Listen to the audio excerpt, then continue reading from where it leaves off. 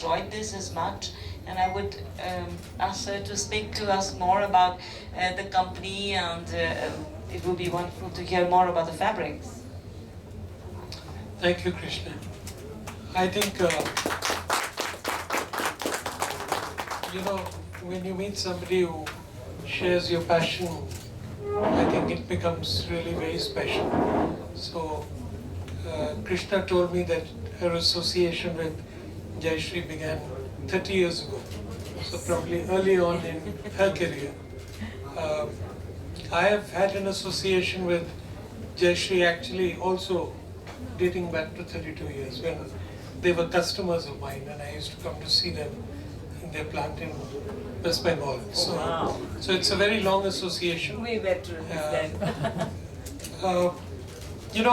What can I say about linen? I think it's a godly fabric. As I said in the morning today, it's a product which was used by the nobility, it was used by the clergy or the priesthood, and I'm talking about ancient Europe, ancient Greece, ancient Egypt. The Princess Cleopatra and all the princesses thereon were wearing linen. The pharaohs wore linen. The clergy or the priest at that time wore linen. And many of you may not know, but when you hear about these stories of mummies being discovered and unraveled in a fabric after 10,000 years, 15,000 years, 20,000 years, and you find that the fabric unpeels itself, and the only thing which preserves a human body is linen. And why is that? I can assure you that if you cover a human body after death with a cotton fabric, after maybe 1 year you won't see the cotton fabric. It would have disintegrated completely. But it doesn't happen to linen. And it doesn't happen to linen because it is antibacterial, it is antifungal. So you can imagine what are the virtues of wearing a product which, apart from being one of the finest natural fibers known to man, also has these unique properties of antibacterial, antifungal, so that it doesn't degenerate. And most importantly, the property that Krishna talked about, which is not well known. Everyone thinks that linen is a summer fabric.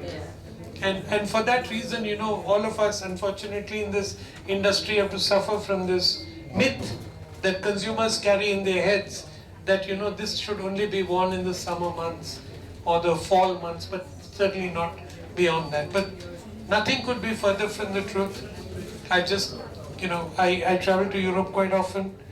I wear linen suits. I come back. I've just come back from US day before yesterday night. I was wearing linen suits there. Of course, the temperature is beginning to warm up, but you're very, very comfortable.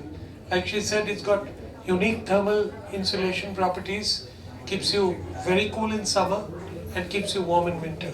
Amazing. I mean, unlike any other fiber that you know. Not even cotton comes close to this. The other unique thing about this product, and I must confess that, while I have bought linen shirts even 15, 20 years ago, particularly from Linen Club, when it had only 1 or 2 stores, I really discovered linen when I saw my young daughter. Not so young anymore, she's a classic rock singer, and she was wearing a string pajama one day, a white color. And I think she had just come back from Hong Kong or something. And it looks so good, the fabric. And I asked her, what is this fabric? It doesn't look like cotton.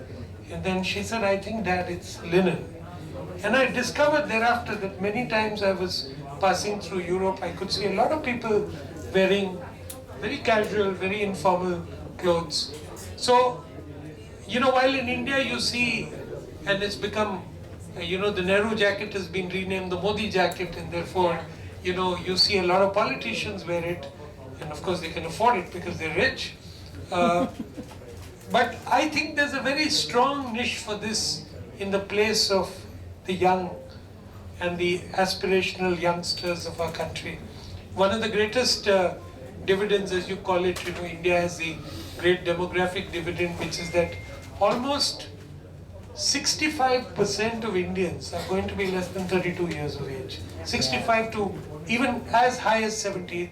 I think India is unique in this respect. We're going to have the largest population of young Indians emerging in the next 5-10 years. That's going to be the kind of ratios we're looking at. And I can't think of a better product to express individuality, uniqueness, sync with nature. Also, most importantly, in a world where we are struggling with issues of sustainability, and we are very proud to say that the Aditya Birla Group and our business in particular has worked on sustainability in a very big way. In fact, we are one of the few companies in India which are now available on the GRI websites. So, you can go to the Global Reporting Initiative websites and check for Jayashree Textiles. You'll find everything that Jayashree does, which is the company which makes linen, about how sustainable practices we follow, whether it's water, whether it's energy, whether it's carbon footprint, whether it is waste, and all these things make for an absolutely wonderful product. I was just talking to somebody this morning, and they said they were watching a movie there, and I would like each one of you, or I'll ask Aarti from Bubbles to send you that movie, because that movie is so amazing. It takes you from the journey, from the time you put the seeds in the soil till the time the fabric and the garment is made. Now, most of you will be amazed to know that this particular unique fiber, which is so unique and very expensive, is only available, mark my words, in 2 parts of the world. Now, many times I'm perplexed. Why is it that when you can grow mangoes in America and you can grow mangoes elsewhere, Indian mangoes, or whatever, you can grow any kind of fruit anywhere, why is it that this particular natural fiber is only available in France, and that too in Normandy area of France, and the adjoining border areas with Belgium? It's not available anywhere else in the world. The Chinese have for the last 30 years been trying to make it. They have made some flax fiber, but it's not close. It's used only for carpets and rugs and heavy duty application. You cannot spin a fine fabric out of it. You cannot weave or knit a product out of it, like you'll see some knitted t-shirts here. So nobody's come close. Why is it? It is because, as they tell me, the farmers in Europe, in France and Belgium tell me, that the particular inflection between rain, dew, sun is only available in that part of the world and at that period. Because sometimes if that period passes, most of the crop is actually lost, or the quality of the crop becomes extremely inferior and not really suitable for the kind of linen fabrics that you see around you. So, we are really blessed in the sense that Jayashree began this story about almost 5 decades ago, but last a decade or so has been very aggressive in terms of creating a category of linen.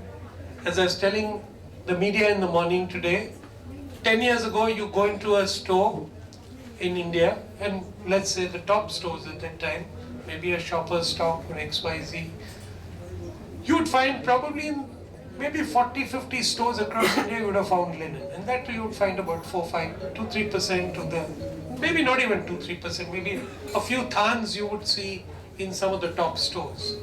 Today, 10 years later, you walk into the top 500 stores in the country and you will find at least 10 to 15, and in some cases like Zodiac or some of our own brands who went up the curve a lot in linen, like Alan Solly did, for Louis Philippe did for a point of time, our own brands.